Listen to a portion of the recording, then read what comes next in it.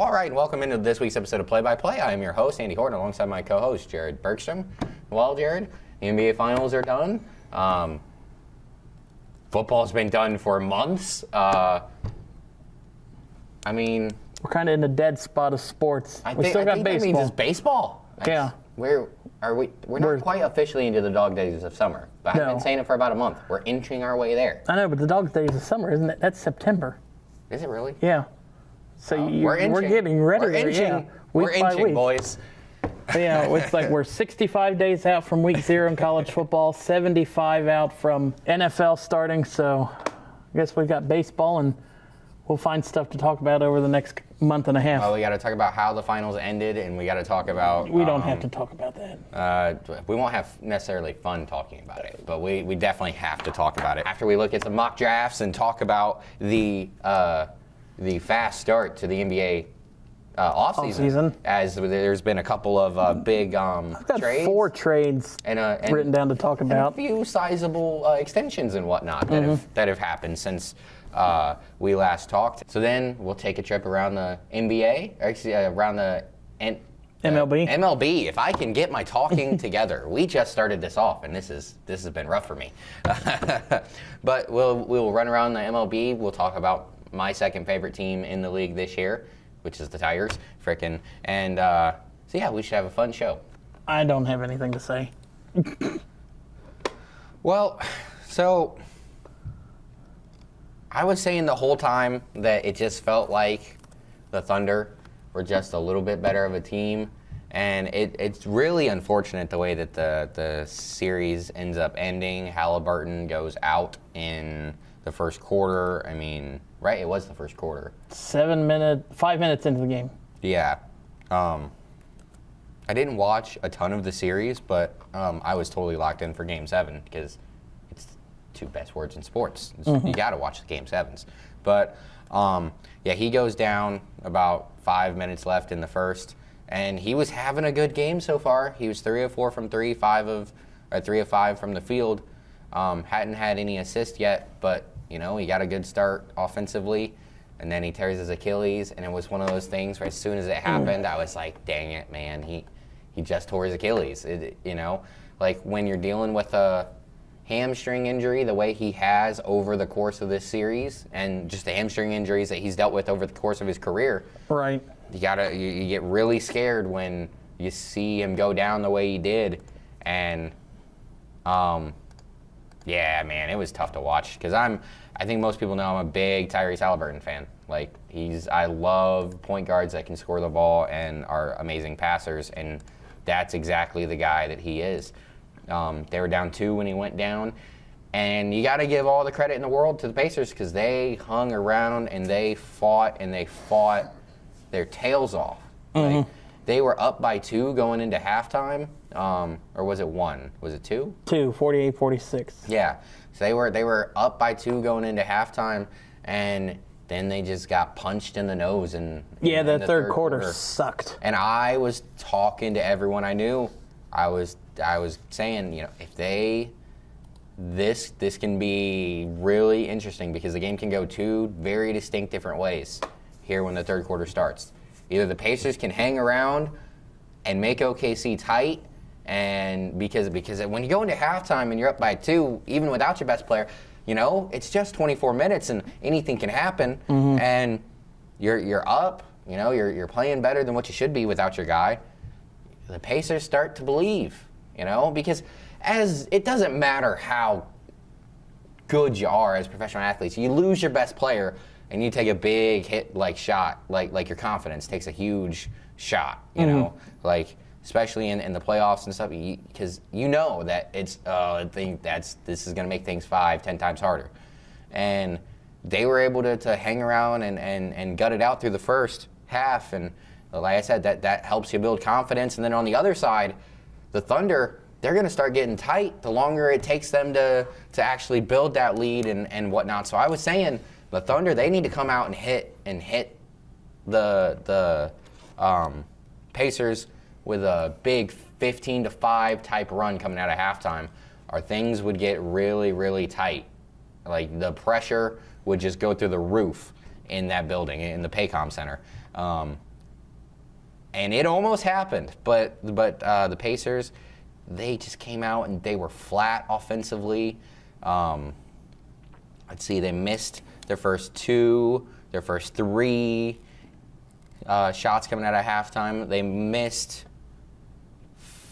5 out of their first 6 out of their first 7, maybe 8 out of their first 9 shots. It was a cold start, and turnovers had been a problem for them all series long, and they did an okay job in the first half, kind of keeping the turnovers down. They started to rack up there in the third quarter, and OKC is already a good enough defensive team. You don't need to give them any help.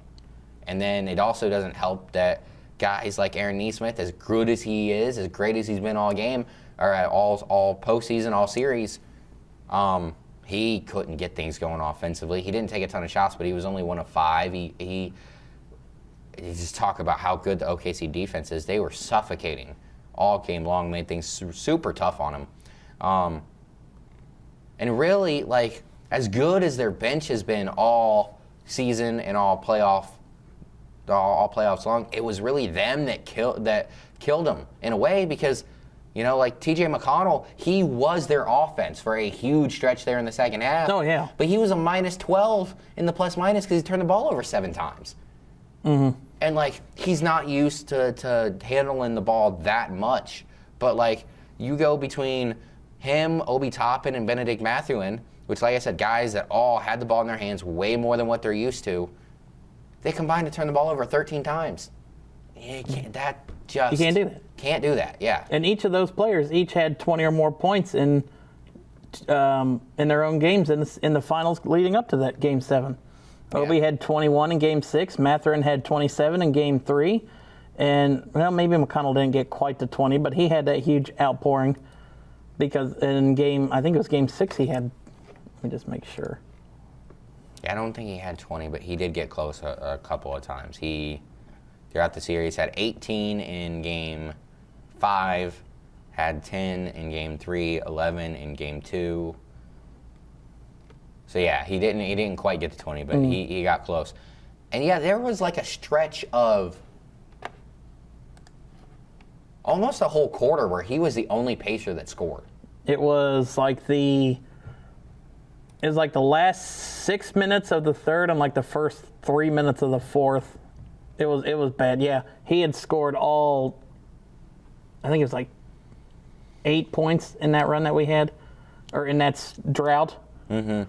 And as much as I do like this Pacers team, you could kind of see when Halliburton went out, and even when Halliburton doesn't go out, one of the problems with the Pacers is they don't have a dominant offensive player that's just going to go out and he's just a bucket creator. Mm-hmm. Like, because even Halliburton, as good as what he can be offensively, what did he average this season? 19 points a game? And I'm like, I've said this a dozen times, I think. I think everyone knows how much I love Tyrese Halliburton. But, when you think of guys who are going to go out and just get buckets for you, Tyrese Halliburton ain't that guy. And, no. I'm not sitting here where it's like, yeah, in a huge game, Tyrese Halliburton is going to give you 40. No. If he's going to have a huge game, he's going to have 30, maybe 30, but 25 and 15. And maybe a triple-double. Like, he's going to get it that way. And so when your best offensive player goes down, and then you have to turn to Pascal Siakam, I'm also a huge Pascal Siakam fan, but he's not that ball-dominant guy. He only ended up taking 13 shots in the game, which is kind of wild because, they needed that every single game. That's about what they got every single game from him. And yeah. Hang on, I'm trying to go and pull up the stats. But you need a lot more than that, especially when your number one guy goes down. Well, Siakam had 12 in the first quarter, and I was like, okay, maybe he's going to be the answer, and he's going to step up. And then it's like, I think by halftime he had 15, and it's like, where did the first quarter Pascal Siakam go? It just was. When it makes it a lot tougher when you are down your other co-star, because that just puts all the pressure on you, and everyone just knows how great of a defensive team OKC is. Yeah, so he took 13 shots in Game 7. Every other game of the series except Game 2, he took more shots than that. Like in game 2, he took 11 shots. Every other game, he took at least 14. He had to be more aggressive, and I understand how when you lose your co-star, it makes things so much tougher because they're able to just focus on you so much harder. But he just needed a little bit more out of him because, I mean, even though things did get out of hand there in the third quarter, they fought back and they only lost by 12. They had it under 10. The Thunder did kind of take their foot off the gas there at the end. But, if you get 28 or 30 out of Pascal, then maybe that's a different story. Maybe they can't take their foot off the gas, and maybe the fact that you're able to stay closer for a longer period of time, I talked about the pressure. Does that add the pressure and make things, like OKC's a young team. And pressure makes glass, and it also breaks glass. Right. OKC called their last timeout with, I think, 3:45 left, and that last sliver of hope, because they had trouble inbounding against Indy after Indy's made buckets, and when they took that last timeout, I was like, okay, if Indy can just string together a couple possessions where they score and can put that pressure on the inbound, maybe, because it was like 13 then, they got it under 10, but the turnovers started again. Yeah, and I was just talking a moment ago about how the Pacers don't really have that dominant offensive guy. Well, we've seen in this series that not only does OKC have one of those guys, they kind of got two of those guys. Because Jalen Williams, what was it, game 5? Comes out and drops, what was it, 41? 41. 47? 40. It was 40. There you go. My bad. Shooting 56%, 60% from 3. I mean, at some point, without your best player, the hill is just too steep. And that's kind of how it ended up being at the end of the day for the Pacers. They fought hard, but, losing him to an Achilles injury, I'm very interested to see what the Pacers end up doing next season because he ain't playing. You kind of got to think that the season's written off. Yeah, he's not playing. I'd be shocked if he played before March. I mean, and then that means he's not going to be ready for the playoffs. Really interested to see how this offseason goes for the Pacers. And, 3 different teams in the East lost one of their best players to an Achilles tear this offseason, or this postseason. When Dame started things off in round 1, and then Tatum in round 2, and then Halliburton in the finals. And I saw a meme about this. It's wild that they all wear 0, all 3 of them. Ooh. The only players to go down with Achilles injuries, all wore 0. It's wild. Very unfortunate because that completely changes the East next season. Yeah. Like the top two of the top 3 contenders, 2 of the top 4, we'll just say, add the Knicks in there, why not? Knicks and Cavs are probably just writing things off for the whole season. And or at least a large portion. And because of that,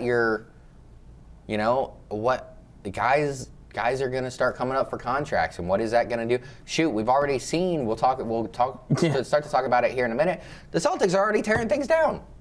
I think they're just about done with how far they're ripping things down. I do think there will be a couple more trades, but I don't think that we're getting rid of Brown or White. But they've already, like I said, the Celtics already started the teardown process, and some of these guys are going to start getting expensive. Obi Toppin was fantastic this year. I don't know what he's making this year, but 11 points a game, 4 rebounds, an assist and a half, and shooting 53% coming off the bench. He's a really good player.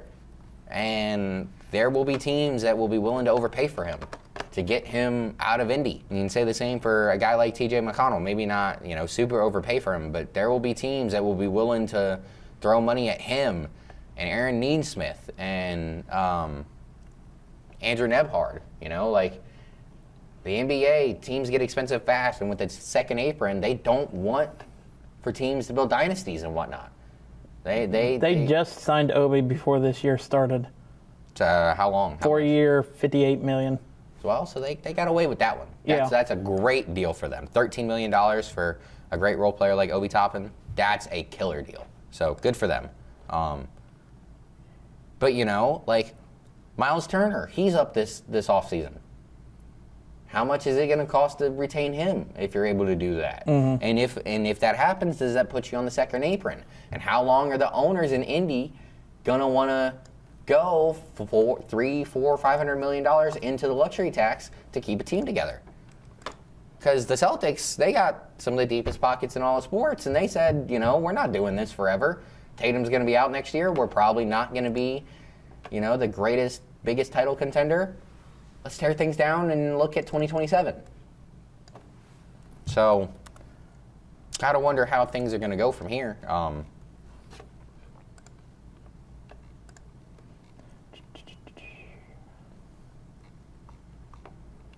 But it was a great series. It was a great season. Hope Tyrese Halliburton and all the other injured players able to get healthy. Congratulations to OKC. I have not believed in you guys one step of the way, and you proved me wrong the whole postseason. I finally decided to pick on your guys' side here in the finals, and it was the right pick. Though I didn't want you guys to win, but good for them. And that's a team, man. They're looking to move up into the top 10. Who in the top 10 are they salivating over as a team that just won the finals and they're already like, oh yeah, we're going right back in. We want to go and get another great young player and continue this thing. So we'll see how things go in OKC, because I got a feeling they might be kind of busy this offseason. And that's another team. They're going to have to start paying guys.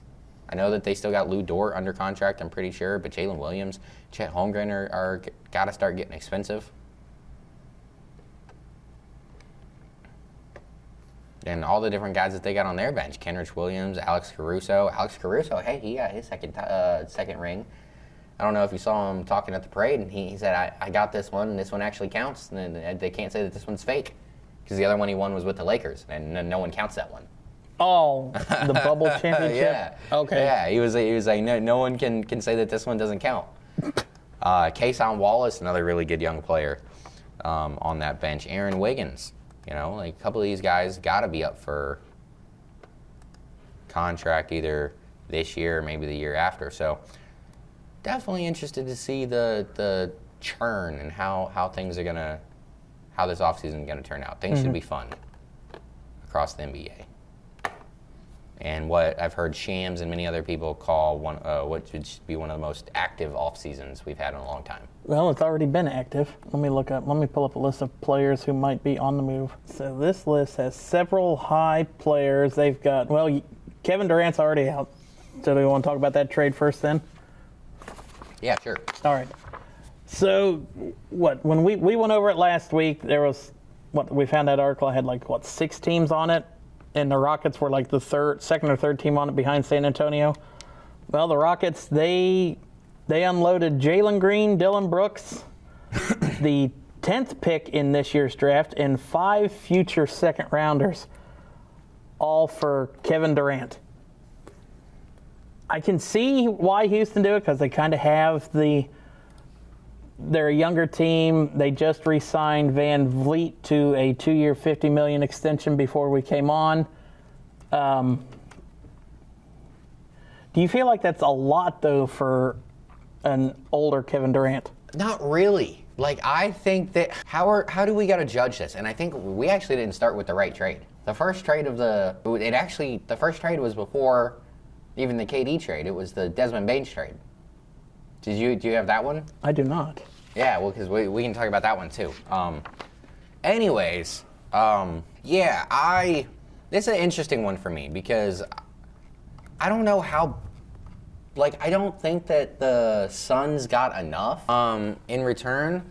Maybe I'm just viewing this wrong, because the Timberwolves were crazy for going and trading 4 or 5, whatever it was, first-round picks for Rudy Gobert. But when I kind of still have that trade in the back of my mind, and when I think about that, I'm like, wait a minute, how did the Suns only get what? It was 1 first-round pick for KD? Or was it no first-round? It was the pick in today's draft, the 10th pick. Yeah. So you get Jalen Green, who is a great young player, but then Gobert was 4 first-round picks and then a pick swap in next year's draft with the Jazz. So they get 5 first-round picks for a center that cannot score the ball, and you get 1 for Kevin Durant? I get it. He's old, but he's 36. Like, he's still Kevin Durant. He's still that hired gun, that sniper that, that's his nickname, the easy money sniper, Frickin', I think it's a great move for the Thunder, for the Rockets. I think it's a fantastic move for them. Mm-hmm. When you look at him and Sengun, 2 dominant players, Sengun can do anything on in the paint and low post area. He's very efficient. He can extend the floor a little bit. He's a great passer. He's a very good rebounder. I think it's a great move from the eyes of the Thunder. I keep saying Thunder. Of the Rockets. Played for the Thunder, yes. Of the Rockets, but I don't feel like the Suns got enough. I feel like the Suns kind of got hosed. And then they're also talking about trying to move Beal now, and that's another thing. They're going to get hosed because he has a no trade clause. He's going to try and decide where he goes, and when teams know that the player gets to decide, then why is he going to it's in the player's best interest to do everything he can to make the team that he's currently playing for give up the absolute, the team that he would be going to give up the absolute least, Because why do I want for, like the whole Carmelo Anthony thing when he got traded to New York? They traded the whole team to get him. And then when he got to New York, they weren't that good. Because they traded away the whole team. Yeah, well, and so you got to think that Bradley Beal, he's going to try and minimize his value on the trade market so he can go to a team and not, be all alone and not have any good players around him. So I feel like this could be a disastrous offseason for the Suns. And then, like I said, I don't think they got enough in return. And then when you turn around and you look at the rosters, my gosh, dude, I cannot talk. The Rockets roster, it's still a really nice team. Mm-hmm. And I talked about Sengun and I talked about KD. I completely forgot to mention Amon Thompson, who has the potential to be the best player on the whole team. I mean, as a rookie last year, or was he second year? Second year? Yeah, 15.7 points a game, 6.9 rebounds, 3.3 assists, a steal, 1.7 steals a game, 0.9 blocks, only turning the ball over 1.7 times a game. I mean, he's a monster. His assist to turnover ratio for a forward is 1.9. It's very good pass. He does all of it. Literally does everything. Shot the ball at a 55.7% clip this last season. He's going to be a top 10 player in the next 3 years. He is just a complete dog. The 57% or whatever was in the playoffs. Regular season, he shot 49%. He still has to work on his three-point shot and his free throws because he's not great at either of those. Shot the ball at 29% last year from 3 and 66.7% from the line. But he's going to be amazing. So let's just talk about it. Sengun, Fred VanVleet, KD, Thompson, no Dylan Brooks, but Tari Eason, a very nice forward that comes off the bench. Jabari Smith Jr., who he is an awesome role player. Gives you 11, 12 points a game, a good rebounder, can guard multiple positions off the bench. Steven Adams, old man Jeff Green coming way deep off the bench. He probably won't be super useful anymore. Reed Shepherd, the guard from Kentucky. And that guy can shoot the lights out. He didn't get the most playing time this past season. He's going to get more next season. I got a feeling he's going to be really good. Cam Whitmore, another guy, didn't play a ton this past season. But they got depth, man. Like, this is a good team. Mm-hmm. And there, KD doesn't have to do it all. Doesn't have to do it all. Or carry a big load. And that team is so good, but they're also so young. So now when you're going to have Fred VanVleet and KD to be your two leaders. Obviously, one is a much, bigger, better leader. But Fred VanVleet is a veteran guy. He's one of those guys that, a lot of players or a lot of fans, kind of like me, love him. He stayed in college extra long. He's always had this gritty veteran feel. He was one of the Wichita State guys, I'm pretty sure. Yes. Yeah. And I think he stayed to be a senior. Might have just been a junior, but he did stay around extra long. And a lot of times it feels like those guys, because they stay longer in college, like they got a little extra grit to them and a little extra fight, because they weren't, like divas their whole life. And I don't necessarily mean that in a bad way, but they haven't been the best thing since sliced bread their entire life. Fred VanVleet wasn't a 5-star recruit coming out of high school. No, and he went all 4 years. Yeah. So, and he's been one of the best players on a title team, because he was on that Raptors team with Kawhi that knocked off the Warriors the year that KD got hurt. So between him and KD being your veteran presence there to help run Siakam things. was on that team too. Yeah. Tying back into that, yeah. But so I really like how things went for the Rockets. Considering what the Rockets had to give up, I'm really kind of pissed as a Spurs fan. That you're saying Kevin Durant could have been next to Fox Wemby. and Wemby? And given up, well, there was Keldon Johnson and Castle. You would have given up Castle? And I love Stephon Castle, but for Kevin Durant? I don't know. Stephon Castle, Jeremy Shohan, 2 first-rounders? I think that does. I don't know. Maybe I'm wrong, but I feel like that should have been something that the Spurs pounced on. Maybe they just didn't know what the asking price was. I don't know.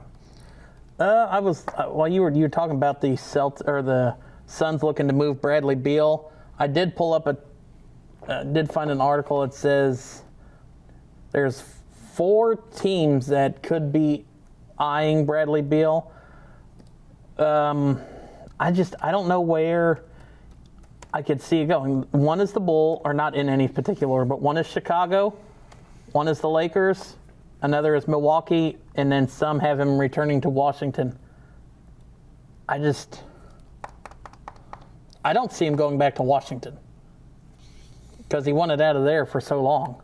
Yeah, he only took the contract there because they could make him the highest paid player in the league at the time, I'm pretty sure. So you said the Bulls were one. What were the other 2? The Bucks and the Lakers. I just feel like the Bucks would be doubling, tripling down, just trying to find a way to hang on to Giannis. But you just keep going and getting beaten down old stars. I just don't know if that's the way to do it. Because Bradley Beal, he is starting to. He's not old necessarily, but he's not young anymore either. He only averaged 17 points a game this year. I mean, he did come off the bench, but. He's 31. Will be 32 this weekend. Yeah, so he's not young anymore. The Bulls, the Bucks, yeah, Lakers. I just think that would make things a complete it show over in LA, because you want to add that guy to Luka and LeBron. Yeah, who else is going to get the shoot? They got some good young players on that team. Who's Reeves. You're taking the ball out of other players' hands. For a guy that hasn't been that good over the last few years. And then on another article I found, some top. He hasn't played more than 53 games since 2021. Ooh. Let's see. Other potential NBA stars that could be on the move this offseason include Giannis. And if they do that, they're going straight to rebuilding mode. They're tearing everything down and starting from the rivets and the floorboards. And so for a little while, I was talking about the Rockets going and getting Giannis. Well, never mind. Right. They figured out what they wanted, and they got KD so much cheaper. So actually, I think you almost have to make the KD trade. Like I wasn't actually grading it, giving them grades. I think it's like a A+++, because they gave For up both teams? No. Okay. For the Rockets, because they could have given up 5 times as much to go and get Giannis, which would have made them a better team. But like I said, you're able to go and get. I mean, I said 5 times. It doesn't make them 5. It doesn't make them 5 times like as better. But, Giannis still has a future. Kevin Durant, you got a 2-3 year window that you're going to make this all happen in. They didn't have to give up nearly as much of their future to be able to get Kevin Durant than they would have for Giannis. So that's a great move for them. Because they would have had to give up Sengun to get Giannis. And instead you get to keep your best player and then you go and get a top 10, 12 player in the league. What about if the Spurs went after Giannis? You're going to have to give up a lot. And the Spurs got a lot of good young players. Vassell, Johnson. I Googled Giannis trade to Spurs, and this popped up. Vassell, Johnson, and Shohan, and probably this year's second-round pick and 2 other first-round picks for Giannis. Minimum. Mm-hmm. I wouldn't be shocked if it would be more than that. I mean, you would have his twin that's 4 inches taller than him and can shoot threes. Mm-hmm. You could have Wemby playing the 3 if you wanted to. It would work weird defensively. It'd look weird, but yeah. Giannis can just stand on one side of the paint, and he can stand on the other. Neither of them ever have to step in the paint, and no one will ever make a layup. Legitimately. Mm-hmm. And you just look at the depth of this team, of the Spurs. I'm looking at the roster right now. Harrison Barnes, Charles Bassey, Bismack Biyombo. Okay, none of those guys are great. Harrison Barnes is a really nice role player at this point. But Malachi Branham, awesome role player from the Buckeyes. Stephon Castle, Rookie of the Year. Julian Champagnie, a nice stretch forward that can play really good defense on multiple different levels. De'Aaron Fox, Keldon Johnson. I do not know how to say that one guy's name. There's 23 letters in his last name. Let me look. I forgot. They still have Chris Paul. Oh, you can't say his name either. Don't even look. There's no point. Jeremy Shohan, Devin Vassell, Victor Wemby. I mean, this team is so good, man. Is it the Sandro? Yes. Mamakhalishvili? That was wrong, but good try. Ooh. And then other names that I see on this list of stars that could be gone. Oh, there we go. Zion. I feel like I would like to see what he could do outside of the Pelicans organization. I'm very interested to see who is going to get suckered into trading for him. I like Zion. Everyone wants to like him. I just don't. He can't stay healthy. Mm-hmm. And when a guy's been in the league for like 5 years or so, it kind of feels like you can get a vibe for if they're a winner or not. And I'm not saying that he's a loser, but part of ability, and this is one of the oldest sayings ever, a big part of ability is availability. And the fact that he is hurt so often, he doesn't take care of his body, and he always kind of seems to have some off the court drama. He's got too much stuff going on off the court via injury and also via, like I said, just too much outside stuff. It just feels like he's a really good player, but he's a guy who might be in the league for 15 years and scored 20 points a game for the whole time, but is he a guy that's really a difference maker? No. At the end of the day, it doesn't seem like it. Ooh. And then rounding out the list, they have Trae Young and Lauri Markkanen from the Jazz that could potentially be on move this offseason. And Lauri Markkanen, whoever could go and swoop him up, I think could have a really interesting I mean, I guess it obviously depends on where it would go, but it'd be a fun team. I'm a big Lowry fan. All right, now I guess we can talk about the rest of the trades that happened since we kind of went off on a tangent there after KD. You brought up the Desmond Bain trade. I didn't have that one wrote down because I didn't see it, but now, good Lord. And this is kind of a part of the reason why KD's trade gets a quadruple, septuple, however many pluses you want to put behind it, go ahead. Memphis trades Desmond Baines to the Magic in a blockbuster deal. The Magic sent KCP, Cole Anthony, and 4 first-round picks and a future pick swap to the Grizzlies. I like Desmond Bain. Is he worth 5 first? And Cole Anthony? KCP's kind of just throw in. He's a good player, but They're trying to get Banchero some help. And yeah, that does help. That's for sure. Yeah. And then you've got the Wagner twins. Or they're not twins, but the Wagner kids down there still. Orlando, they could be a sleepy team. Well, and one of the things I actually do really like about this trade for Orlando, I think they gave up too much, but like Desmond Bain, one of the things I've always kind of disliked about him is he's not big. He's actually kind of small. I mean, he's not tiny, but he's not a big dude. And he plays like a 2 or a 3. Hang on. And so I don't think that he can ever really be a good defender because of his size. That being said, he's 6'5", but it's just a little undersized for how I see him and how he tends to kind of play. And so you go down to a team like the Magic, and you just talked about the Wagner twins. They also have Pablo. Or, yeah, you were right. They're not twins, but the Wagner brothers. And you got Pablo down there. They also got Jonathan Isaacs. You know, that's a team that, and something else about them, they are awful. Awful. One of the worst teams across the league when it comes to three-point shooting. He is a fantastic three-point shooter.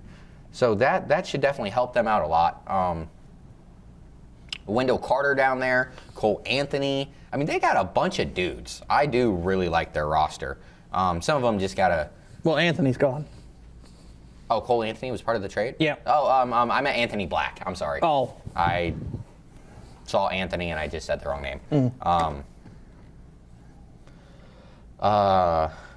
Yeah, so I think that is a really good trade for them. And then, like I said, I think it also does kind of fit well with his skill set because he's not a great defender. They got a bunch of dudes down there that are really good defenders, and they're really, really long.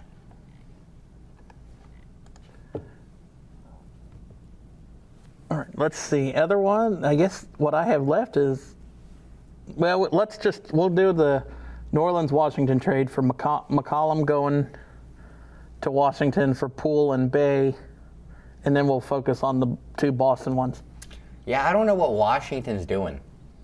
I have no clue the point in that trade, but I do really like it for, I mean, really, actually, I don't know what either of the teams are doing. Like, I like Sadiq Bey. I think he's a really nice role player. It's 2 kind of middle-of-the-road teams making moves, and I don't necessarily know how it affects either of them. I said 2 middle-of-the-road teams, so actually not middle-of-the-road. They're kind of bottom of the... Especially because Wizards were 15th. Pelicans were 14th. So, yeah, bottom of the league. Well, now I did kind of forget that the Pelicans traded Ingram to the Raptors. And so that kind of rearranged how they fit in my head.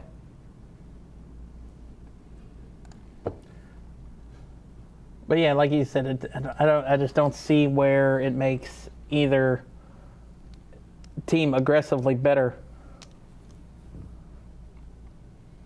Yeah. I mean, New Orleans gets another pick in the second round this year. They only gave up a future second round with that to be determined later on.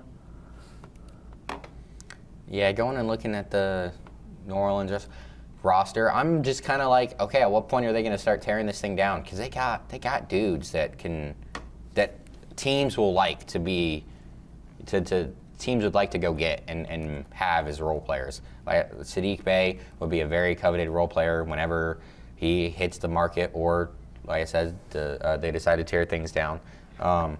Bruce Brown, championship winner. Guy, teams will want him. Trey Murphy, guy can shoot the lights out and is on a stupid contract right now, making $5.1 million a year. DeJounte Murray, I forgot he was there because he hurt himself. He's there. Elfrid Payton, it looks like he finally cut his hair. He doesn't have it hanging down in front of his face anymore. This is a weird, because now they got Poole and Murray, both of them are, I guess Murray can do point guard, but they're both kind of more like twos. And you add that into Zion, I don't know. It's a weird roster down there. Like I said, they do got some guys that will be highly coveted whenever they decide to blow this thing up, but they got a weird roster, that's for sure. All right, so do you want to go ahead and talk about the Boston Celtics moves that they made the last 3 days or so? Yeah, let's get into it. All right, so first one was Boston sending Drew Holiday to Portland for Anthony Simons and 2 future 2s. And I was reading an article, I don't know if it was by Shams or if it was by somebody else in the NBA, but they were that's just to unload some cap space with Drew. Yeah, he was due to make $37 million next year. Damn. We re-signed him I'm pretty sure I think it was after we won the finals last year, or it was in the playoffs, I don't remember. But wanted to make him happy, and he just helped us win a title, so hey, you can take whatever you want just about. But also, for a guy like him, you just can't spend that much money on a dude who is going to be getting worse, like, every year going forward, because he's 38 or something? Sure, he's been in the league forever. So, he's definitely going to be on his way down. He missed a handful of games because he just couldn't stay healthy. 35. He's only 35? Oh, okay. So he's a couple of years younger than what I thought. But he's still been in the league forever. It's been, 15, 20 years? Not 20, obviously, but there's the rain. But he's been in the league, I'll go 17 years? Drafted by Philadelphia in 2009. Yep, so 17. Yeah. So yeah, had to move on from him just because you can't afford that. The Celtics were over the second apron, and the crazy when you're over the second apron for 2 or 3 years in a row, with the new CBA, the NBA's just made it so hard to do anything. You start losing draft picks. Hang on,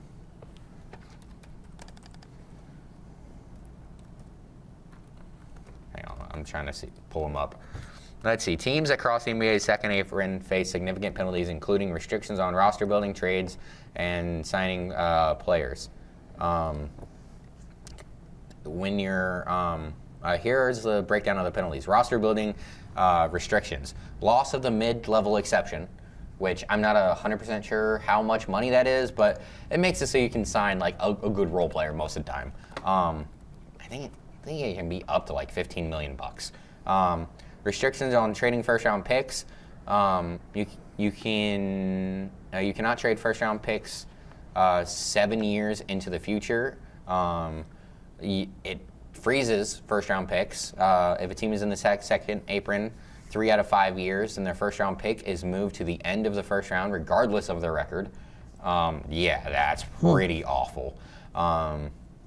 Inability to use trade exceptions. So, for those that do not know, trade exceptions are made when, one could have just been made with the whole Drew Holiday thing because we sent off way more money than what we're taking in.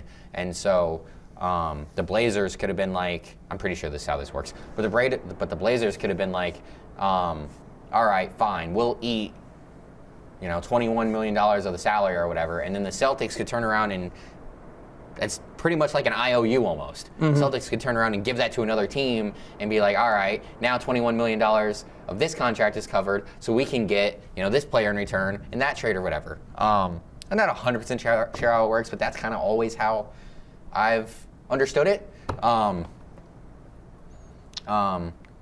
Yeah, so you lose your trade exceptions, restrictions on sign-in trades. Teams cannot sign their own free agents and trade them to another team. That's another huge hit that you get. Cash restrictions. Teams cannot include cash in trades. So that kind of goes back to the trade exception thing a little bit. Inability to aggregate contracts. Teams cannot combine salaries of multiple players to match salaries in a trade. So like the Celtics wouldn't have the ability to trade half their roster. Say Giannis made $200 million a year. The Celtics couldn't put together half their roster to trade for Giannis. The salaries have to match or something like that. So that's a bunch of penalties. And so getting under the second apron is a huge deal for just being able to build your team in the future, because that's a lot of stuff. Right. That's a lot of stuff. The ability to the trade exceptions, the frozen picks, losing the mid-level exception. I don't like how the NBA's done that. I don't like it at all because dynasties are fun. Yeah, the teams that don't have the dynasty don't necessarily love it, but then it creates a villain in the league. And like everyone was watching those Warriors finals because everyone was rooting against the Warriors. Kevin Durant went to the evil empire and he was Darth Vader and everyone wanted to see Darth Vader lose. And they're trying to make it so that can't happen. And I hated that Warriors team so bad. I hated them with everything I had, but that was all because of Draymond Green. But I don't like how the CBA's made it. I mean, we haven't had the Warriors were the last team that won back-to-back titles. We've had 7 different title winners in the last 7 years, which I don't necessarily have a problem with. But I don't like how it's forced. How it's almost like it's impossible to go back to back. Well, it's almost like they're forcing. Competitiveness. I don't. You get what I'm saying? Because if you just want to suck in the NFL, you can just suck. If you just want to suck in baseball, you can just suck. And if you want to be the best in baseball, you can literally go out and be the best every year. And it's harder to be the best every year in football, but you can go and do that too. Frickin' the NBA is like, yes, if you want to be the best every single year, we're gonna punch you in the face and penalize you for that. And that doesn't make sense to me. So because they don't want you to be good, but they also don't want for you to be bad. Because the lottery is to penalize teams for tanking. So you just want everyone to be average? He said, hey, the whole NBA is going with the Nick Kroll model. Said, hey, we're eliminating the peaks and the valleys. We're just gonna be flat lines? in the middle. Come on, guys. I don't like it. I do love let's actually get back to the Jrue Holiday trade. We're talking way more NBA in this show than I thought. And we're not going to talk about much of the MLB, just going to talk about the Reds. Hey, we've known this for a long time, but I can just go. Yeah, I love the Jrue Holiday trade because we're able to get off old player. I don't understand it from the Portland side? From Portland side. Because a couple of years ago, it made a lot of sense. They were moving Dame. He was a really great player that they were able to get in return, and then they turned around and flipped him to Boston. But he's a year or so older now, and he's beaten. He's kind of more beaten up, and he costs more. I'm not saying no one's going to trade for Jrue, but I don't think they're getting the return that they got last time for him. And so I don't know. That was weird for me. And then for the Celtics, you can turn around, flip it. Anthony Simons is an awesome young player. He's not a very good defender, but he can shoot the heck out of the ball. He's a pretty good passer, and maybe the Celtics can turn him into a better defender, or they can just make up his trade stock and end up moving him at some point in the next year or so. And so we'll see how that happens, but I definitely like that trade. And then the other one was a 3-team trade. Let's see. Boston gets, is it Georges Niang, a second rounder. Atlanta gets Kristaps Porzingis in a second rounder. And Brooklyn gets Terrence Mann in a second rounder. Yeah, that one's a lot less exciting. You just kind of had to find the taker for Kristaps. It's another big, you're just kind of trying to move the money. And then he's another guy that love Kristaps. Always liked him as a player. He's never been able to stay healthy for long stretches of time. But, hey, he was able to stay healthy long enough last year to give us good chemistry, and then he came back in time to help us win the title. So I'll always love Kristaps Porzingis. Wish we could have gotten more in return, but, his stock isn't the highest just because of his inability to stay on the floor. Some pick and roll should be a lot of fun next year with him and Trae Young, as long as they don't move on from Trae Young. So that should be interesting. Very interested to see what the Celtics are going to do for a big, because Al Horford also could be on the way out the door because he's a free agent. And Or just retire Al. Just retire Al. Right. Either come back and just, have one last ride with us, or retire, because I love you, dude. Huge Al Horford fan. He's been so instrumental in the Celtics over the last decade. I just don't want to see you play for anyone else. 2007. Was when he was retired? Or drafted. Yeah, drafted. Yeah. Good Lord. Come on, Al. Just hang it up. You got a ring. Hang it up. Or like I said, you can come back. Like I would be totally fine with paying Al. If this is the Al Horford we get, I'll pay him $10 million to be Al Horford every single year, frickin' for the rest of eternity. Because he's still a great defender, and once a series he'll hit 5 threes and sink the other team. And I'm good for that. I love Al Horford, and like I said, I just don't want to see him in another jersey. So. All right, that probably about does it for the NBA, I say, right? Yeah, we went through a lot. Don't really have to talk about the draft because we didn't do practice for it. I was going to say I planned on talking a little bit about it, but we all know Cooper Flagg's going 1. Yeah, that's about all you need to know. We just went an hour on the NBA, so we got to get to baseball. Yep. Is it going to be baseball or is it just going to be Reds? We can do a little bit of both. All right. Where do you want to start off then with baseball, Andy? I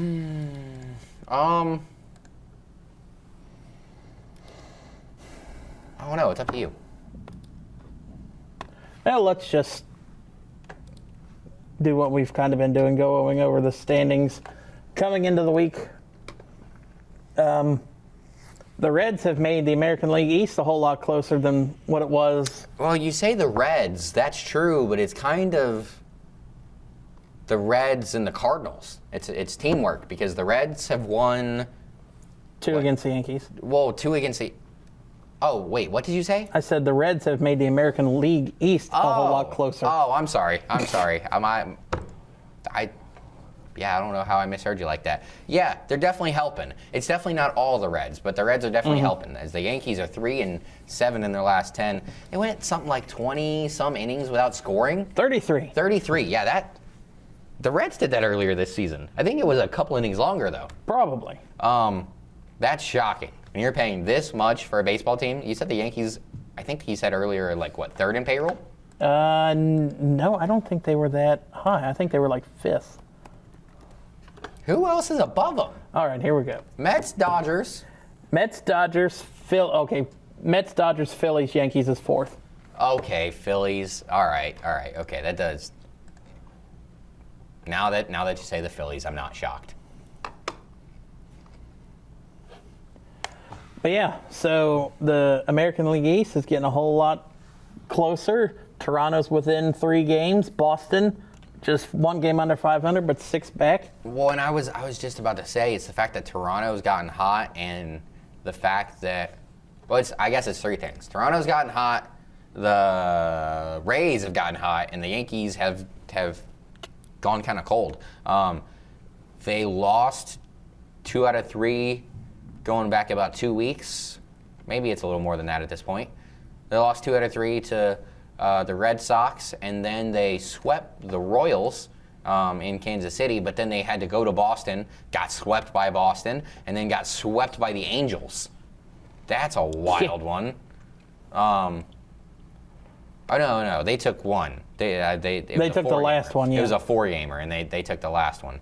But then they turn around and they lose the first of 3 to the Orioles. They do win the last 2, but then they come to Cincinnati, and they got off to a really good start in the first inning yesterday, or the day before, with the big-time blast. Nick Lodolo gave one up to Aaron Judge, and that one went halfway up the cover seats. He did that one a week before when we went, when he gave it up to Buxton, first pitch of the game. Granted, Judge is batting second, but yeah. It's like, third. That's right. I forgot. They dropped him down one more. Like Grisham, Belly, and then Judge. And then Stanton on most nights. That's ridiculous. I hate the Yankees. That being said, the Reds You're a were... Red Sox fan, though, too, so that plays into it. But the Reds were able to do enough to come out of that game with a win. Ellie, man, he always seems to have his best games against the best teams. Hits a homer and flies around the bases for a triple. I don't know how he... I thought there was no way that was a triple. He just flies, man. People say he got on his horse. His horse was on a horse. Yeah. He was flying around the bags.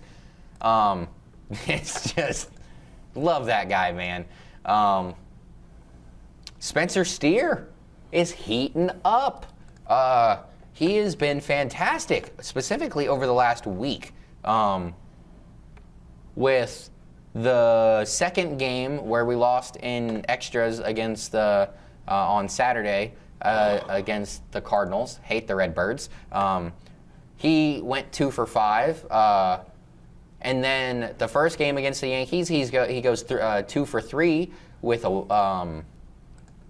it was just 2 for 3, I'm sorry. And then yesterday, he goes 3 for 5. Spencer Steer is heating up, and all of a sudden, you look at his batting average, it's 242. Still not quite where we want it, but let's keep this momentum going. Spencer Steer get between 250 and 260, 250, 270. I'll start being a really happy camper. Someone else who's starting to come around, yesterday wasn't a good day for him, but Matt McClain came into the series on a 10-game hitting streak. That ended last night going 0 for 5. Yeah. He's above 200. I was about to say, he got the batting average above 200. Finally, it's been a rough season, but over the last couple weeks, you can see he's really been putting it together. And in June, he's batting somewhere above 300.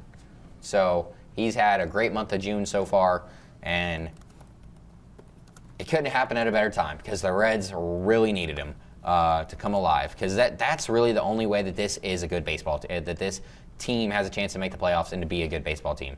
We have to have a good Matt McClain, and he's finally starting to pull it together. 334 in the month of June, Matt McClain is batting. With what, 4 homers? It didn't say that. I know he has at least 3, so it could be 4. But yeah, he's starting to get things together. So we just going to talk about the Reds then first? Because we started talking about the American League East, and then we just switched. We're kind of talking about the series. Okay. I am talking about the Reds.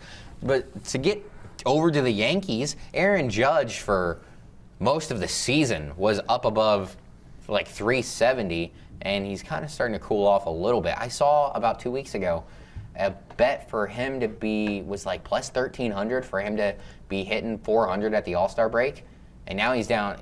He was above 375, I'm pretty sure, when I saw that. Maybe 380. Hang on, actually, I can go and look at it because I know how long ago it was. It was 2 weeks ago.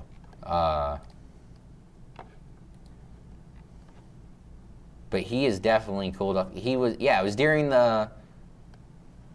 Probably during that Diamond, or the Angels series.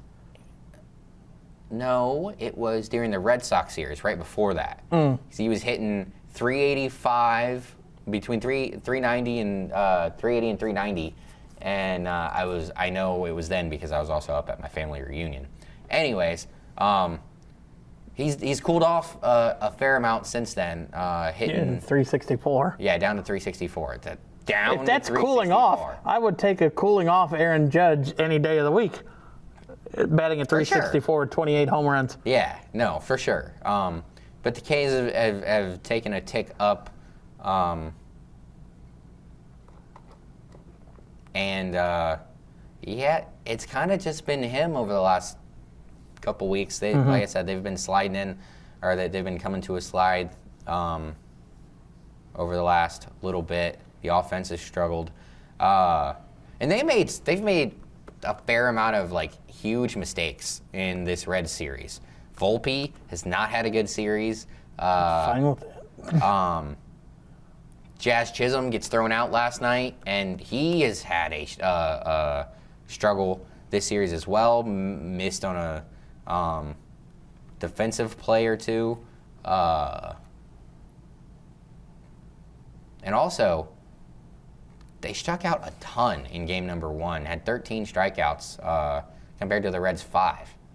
I feel like that's a huge That's normally swing. a flip. I was going to say, I feel like that's a huge swing from what we've been used to seeing. The Reds, it's a lot of swing and miss. And that was also, I kind of forgot, they were talking about it, I love when Sadak points out when it feels like the Reds are really starting to get into a groove offensively. Because he always talks about, hey, you can see when that guy just came off the field, he immediately walked over to the guy in the circle and was like, hey, I just saw this, da-da-da-da-da. And it starts to create like a domino effect. And that's when it seems like the Reds start really getting things going on offense. We've been seeing that a heck of a lot more lately, and so important. I'll tell you what, though, I didn't feel good at how that game started on Monday because Allen wins. Maybe I'm saying that right. Maybe I'm not. If so, or if not, I apologize. He was cooking the Reds to start the game on Monday. Oh, yeah. Last year when they played, Reds put like 8 runs on him. In like 2 innings.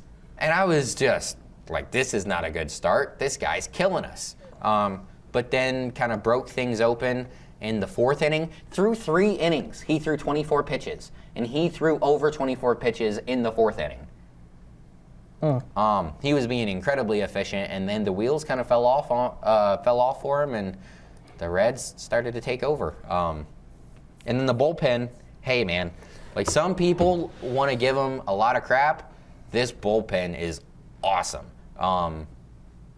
Barlow has been in so many games, but he's also come up huge in some games. Yeah.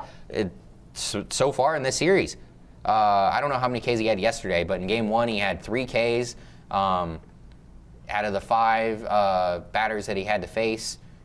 Gave up no hits, no walks, no nothing. I don't think he came in yesterday's game. Yeah, he did. He came in with the bases loaded. I'm pretty sure. I'll go back and look. Or maybe it was the day before that I'm thinking of. Yeah, I might be wrong. About that. Yeah. It was the Monday game. So he came in with the bases loaded, and he was able to get out of it. Pitched really, really well there. Lodolo put him in a sticky situation, but he was able to get out of it. Martinez, I was kind of surprised to see him coming out of the pen, but I also really liked it because in his last start, he didn't have the best start, and they weren't planning to put him back in the rotation for another couple days. I think he's scheduled to pitch on Friday. They're like, you know what? You got an inning in you? Let's get that. Let's kind of rinse the bad taste out of your mouth. Let's get you in for an inning, and shut it down. 12 pitches, 8 strikes, and a K. Did a really good job. Tony Santillan, man, can't talk enough about how good him and Pagan have been this season.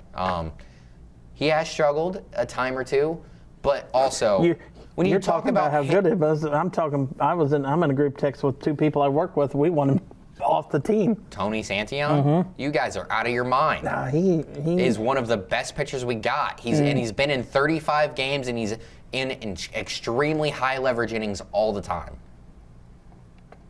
Like anytime there's a big inning and it's not the 9th, it's Tony Santillan, and he's come up big most of the time. He's had a rough couple weeks, but I mean, he's been pretty dang good, man. It's hard for me to be upset with Tony Santillan.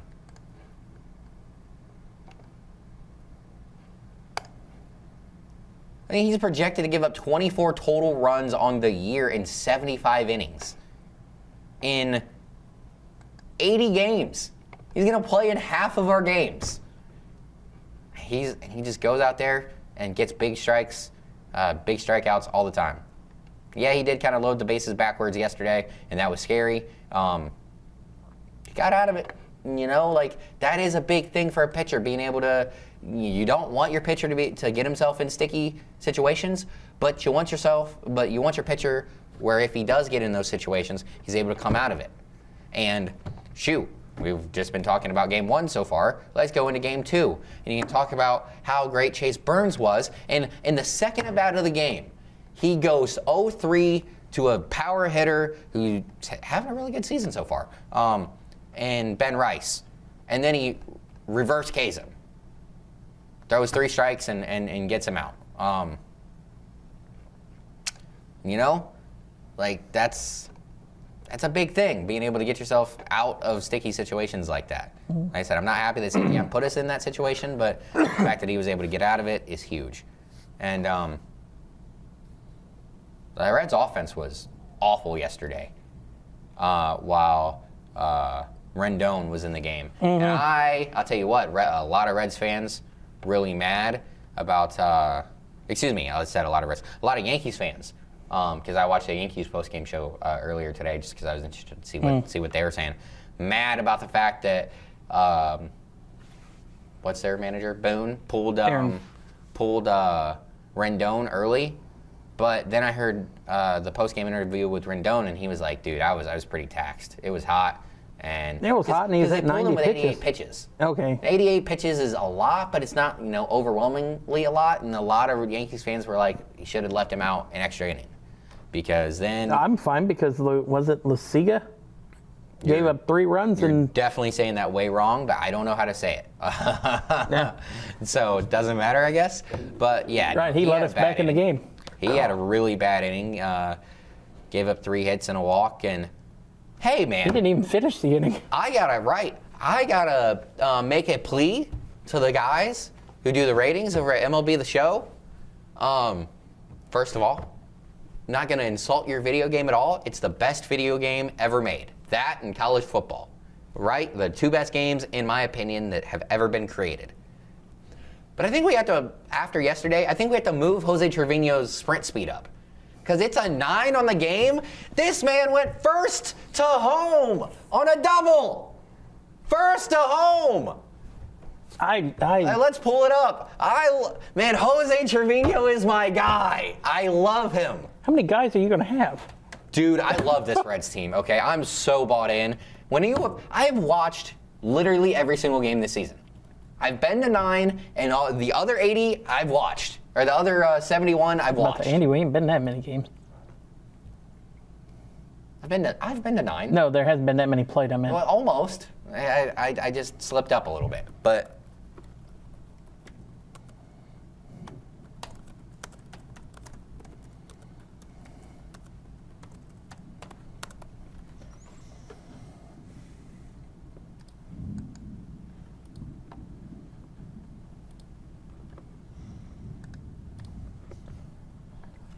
pulling up the game highlights from last night to go and find it. Was it Ellie or was it Steer that hit it? I don't quite remember. I think it was Steer, actually. No, it was CES. Oh, yeah, there you go. CES. Steer had the one in the 11th to tie it back up.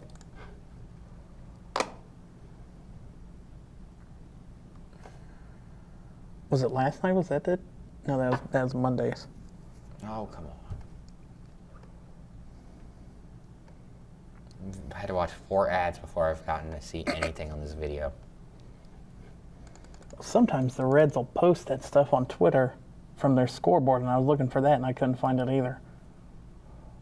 Bro, more ads? YouTube's got to make money. They do way more ads than what I know of. I got the ad-free version. Forget this. Well, next week before the show, make sure you log into that before you get on. I don't know my password. That's the problem. But no, just talking about, and I can see why. Here we go. Oh, hang on. Another ad. I can see why MLB The Show has him, you said, as a 9 speed? A 9 sprint speed. He ranks 429th out of 443 qualified players. Who is slower than him? Sure, but then like at the game that we went to last week, there was a stat that they threw up on the board where it was like the average sprint speed is like 28 feet per second or whatever, and it said that he went, I think it was another first to home, or it might have just been second to home. Doesn't matter though.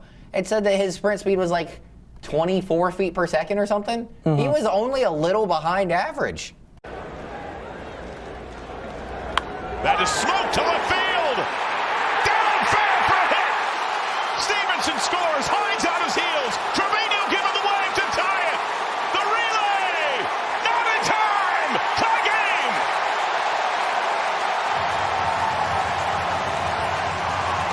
game. His sprint speed should go to 99, and he should be up there with Ellie or anything. But It's dropped even lower. Maybe we can get it off the floor. What is it? 477. I don't know when the last time this was updated, but he's down to 477 out of 485. They're going to have to update that again. I mean, let's just see who the high. I mean, I just think he should be a little higher than Ellie 9. would think would be the highest. Like, give him like a 15 on the sprint speed. But regardless, I'm wrong. Ellie is not the highest red on the sprint speed. It is Blake Dunn. So I was hearing some guys say earlier in the season that Blake Dunn has some serious weakness. And then it's Noel V. Marte. And then, where the hell is Ellie? 39th. A 29.1 sprint speed. That seems wrong. Yeah. This is by the baseball savant. You wanted to take a guess at who's won overall in the majors? Bobby Witt? It is Bobby Witt. Bobby Witt, Brian Buxton. Yep, that doesn't surprise me either. Johan Rojas from the Phillies, and then Victor Scott III, second from the Cardinals, round out the top 5. Oh, no, sorry, Trey Turner's 5th. Trey Turner's fast. Yeah. Mm-hmm. Philly's got some wheels. All right, now. We really haven't talked about Chase Burns yet. No. All right. So, that group text I'm in with old coworkers, they sent it to me, and I said, oh, it's either going to go one of two ways. It's either he's going to come out and he's going to be lights out because he's been killing it in Louisville the last 4 games, or it's going to come out and it's going to be like Chase Petty, and he's just going to get rocked. And of course, it was against the Yankees. I was like, shit, we couldn't have done it in our next series against. Oh, come on. San Diego. That doesn't get any better. Who was it? No, I thought we had a bad no coming up. No, it's the next series is San Diego, and then the one after that I think is the Phillies. Boston. Okay, we play Colorado, Miami towards the end. His next start is in Boston. Okay. Oh, against Croshet. Oh, shit. That's going to be another no-run support game for him. But no, Burns came out, first MLB player in history to strike out his first 5 batters. I was a little busy, so I was upset. I missed the start of the game yesterday, but I went back and watched his first couple of innings. Oh, the game's on Prime tonight. I can watch it. I'm very excited about. I am. I just can't talk enough about how awesome he was yesterday, and. I've heard a lot of people say all year long, pretty much since the Reds drafted him, there's some shades of Skeens in there. And a lot of people think he's almost as good. Not as good, but could be almost as good. That was fantastic last night. And at least one, if not 2 of those earned runs that he got should not have been on him. He did give up the hits, but TJ Friedl, I will never say bad words about TJ Friedl, but he made an awful play last night. He dove in, like, The ball, let me see if I can find that, because I was beside myself that he did that.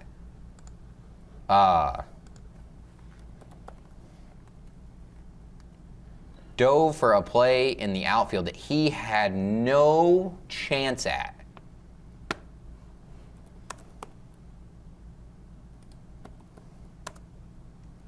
And hopefully this will be the start of something big for the Yankees.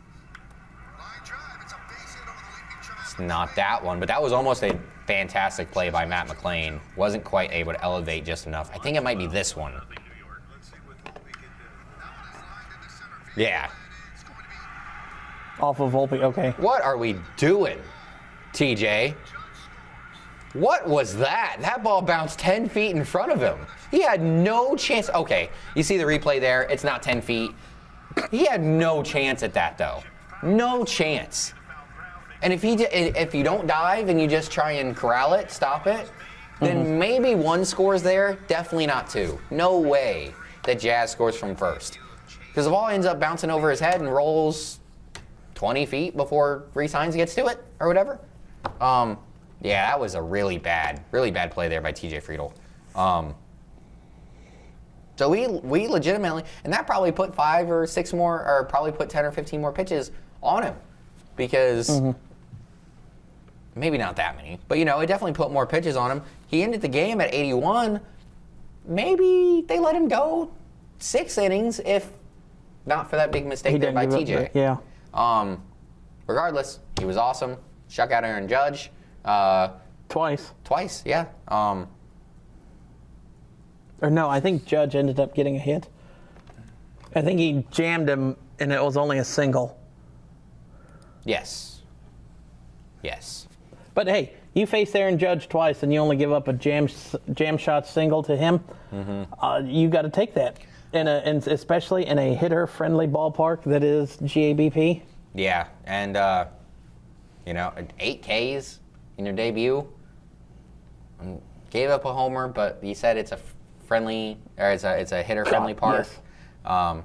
The nickname is the Great American Small Park.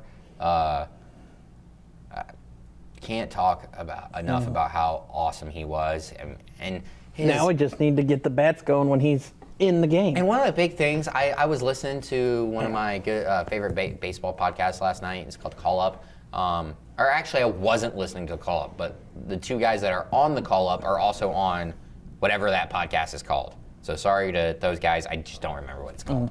But they were talking about him after the game last night, and they were like, or maybe it was before the game yesterday. And they were talking about how no one expected for him to be able to get the control the way he has. I mean, like, he was, from my understanding, everyone was like, this guy can be absolutely lethal. He'll never have the elite level control that, some guys do, but his stuff is so good, he's just gonna get guys out, like, for a long time. But then they were talking about how something happened, like, since getting drafted, where he's been able to really dial in with his accuracy, and it just makes him that much better. And if what we got last night is just a screenshot of what his career is going to be, holy cow, the Reds got something special. And he might not be Paul Skeens, but if we get 75% of Skeens, 75% of Skeens is still an all-star, like a repeated all-star. He's going to win a couple Cy Youngs. Maybe, yeah, that's for sure. Yeah, and Paul Skeens might be the first pitcher to win the Cy Young with a horrible record-wise this year if he goes on to win it. And here's just something to ponder. What if the Reds can get a relative season of health out of Green, Burns, Lodolo, Abbott, and Louder? Oh, you're just going off pitching. Yeah. What if they can just get a relative healthy year out of that? We still have Brady Singer. Where the hell do you put him? I mean, Are we going to go a 6-man rotation? Dude, I'm not going to lie. If the Reds can get a healthy year out of just those guys, you could legitimately maybe get 100 wins just off the pitchers. Forget having offense.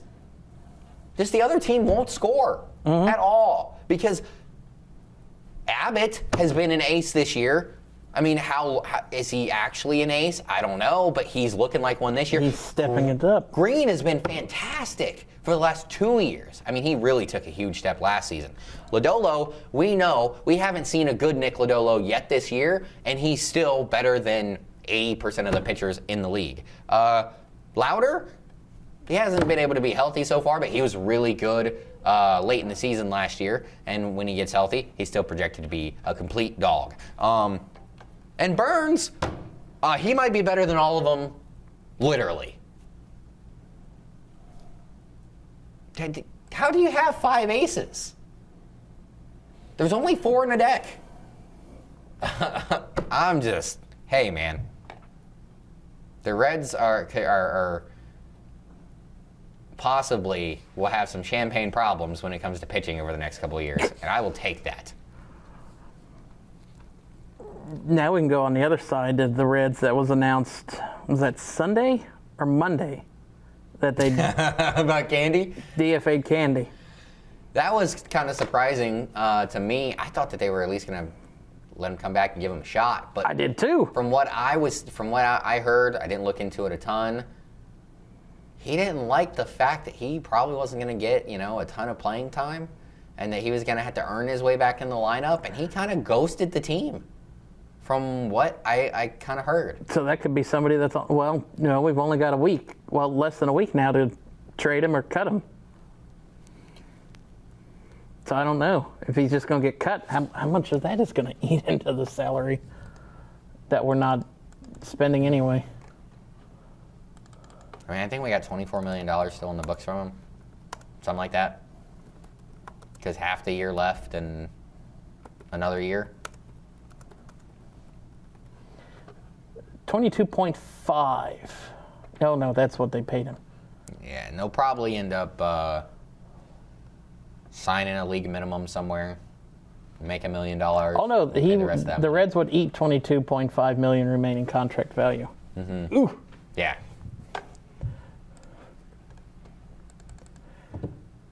Yeah, that's not good. Mm-hmm. Who knows? Maybe they can reconcile and he can get and they sign him to a minor league deal, and someone goes down later in the season. He comes up and does something. Who knows? At this point, he's just kind of out of the picture in my mind. Yeah,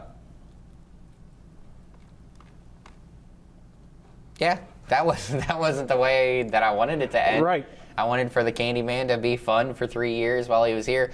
He wasn't. I tried to have fun with it. Every time he hit a home run, I got excited, but it didn't happen nearly as many times as what we wanted it to. Yeah. Kind of takes me back to the Mike Moustakas deal. Mm-hmm. Go. Say that again. That wasn't fun. No, not for the first year, yes. Then we re-signed him. It's like, oh, well. All right, so we're going to look ahead to the rest next week of the Reds. Yes.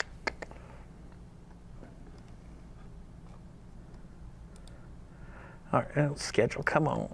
We got one tonight with the Yankees. Who's on the hill tonight? Haven't even looked at it. They Singer. have Fried and we have Singer. Oh, this could be another low-scoring game again. Fried is a dog. Yeah.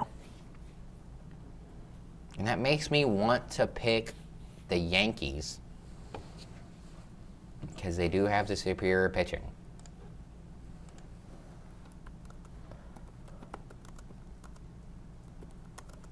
So let's see, we have 6 games, 2, 4, 6 between now and the time we will be in here next week. I will go.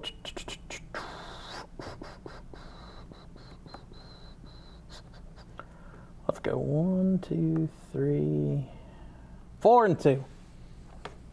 4 and 2.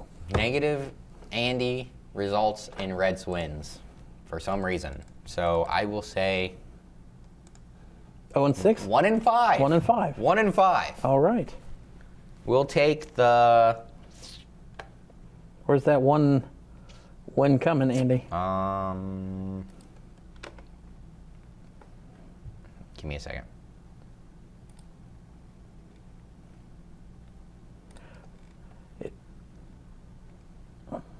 It's coming from... Watch it be tomorrow against Martinez. Right. Oh, we don't play him, though. Who? The Reds get to miss on Walker Buehler. Oh. I will say, I guess it'll be Bellows. Or Brian Bello. Okay. Yeah, that'll be where the win comes. So the other Martinez starting that stretch. Oh, yeah. And hey, I'll tell you what. I was so hard on Nick Martinez for the first month and a half of the season. I was reading some articles. He's one of the top ones that might be traded. I could see it because they're, Him and Pagan were 1 and 2. I could see Crap, it. don't get rid of our closer.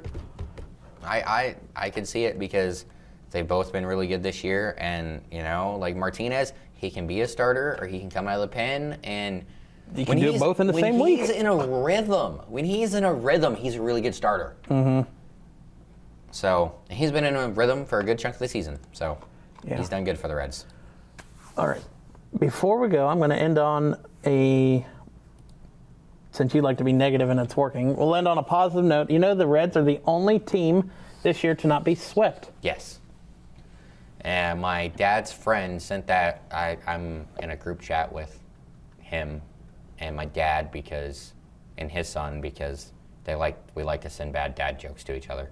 Oh, Lord. And, dude, it's awful. I should show you some of the archives. I know how some bad dad jokes can bad. go. But, that was one of the things. Sometimes it's not a bad dad joke, and sometimes it's a sports thing. Because we're all Cincinnati fans. And he sent that a couple weeks ago. And then we almost got swept by... I don't remember who it was. The Tigers or the Cardinals? No, because we didn't almost get swept by the Tigers. We won 2 out of 3 against They them. were the Cardinals, I meant. No, it was...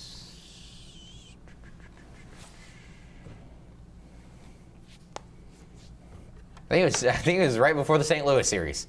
I was like, oh boy, here we go. Now we're going to get swept. But it didn't happen. So, yeah, that's a great thing. And it's been one of the things that have been able to keep the Reds alive, They haven't won a ton of series. Granted, also, 1 out of 2 or 1 out of 3 is not where I want to be either. Yeah, but, you're as long as you're not getting swept, that is so big because you're not.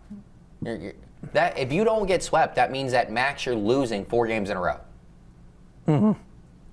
Right? No, 5, because you could lose the first 3 of a 4 game, or you could lose the last 3 of a 4 game and the first 2 of a 3 game. Because you don't do back-to-back 4 gamers. So the max games that you're going to lose in a season if you don't get swept is 5.